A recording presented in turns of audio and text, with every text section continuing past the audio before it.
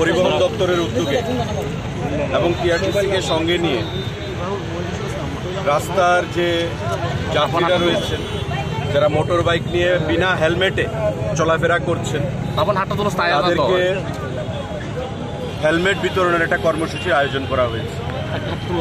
কারণ আপনারা জানেন যে আমাদের রাজ্যে প্রতি বছর মোটর অ্যাক্সিডেন্টে, রোড অ্যাক্সিডেন্টে অনেক লোক অকালে তাদেরকে চলে যেতে হচ্ছে, বিশেষ করে মাথায় আঘাত নিয়ে। এবং একটা পরিবারের যখন মাথায় আঘাত নিয়ে কারোর মৃত্যু ঘটে, সেই পরিবার সর্বশান্ত হয়ে যায় চিকিৎসা পরিষেবা করাতে গিয়ে, সেটা আমরা বিগত দিনেও লক্ষ্য করেছি।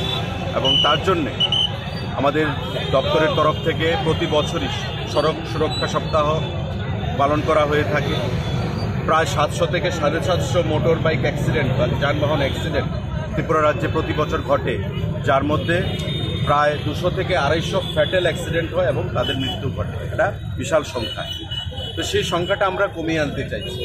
আজকে একটা গুড জেস্চার আমরা পরিবহন দপ্তরের তরফ থেকে, এখানে টিআরটিসির চেয়ারম্যানও আছেন বলাইবাবু, আমাদের পরিবহন দপ্তরের commissioner, additional secretary, SP traffic আছেন, সবাই মিলে আমরা মানুষকে এই বার্তা দিতে চাইছি। বিনামূল্যে আমরা এখানে কিছু হেলমেট ডিস্ট্রিবিউটও করেছি এবং আগামী দিনেও আমরা আগরতলা শহরের বিভিন্ন জায়গায় দাঁড়িয়ে এভাবে বিনামূল্যে হেলমেট ডিস্ট্রিবিউট করব, জাস্ট সিম্বলিক হিসাবে মানুষকে বার্তা দেওয়ার জন্যে যে হেলমেট পরিধান করাটা কতটুকু প্রয়োজনীয়।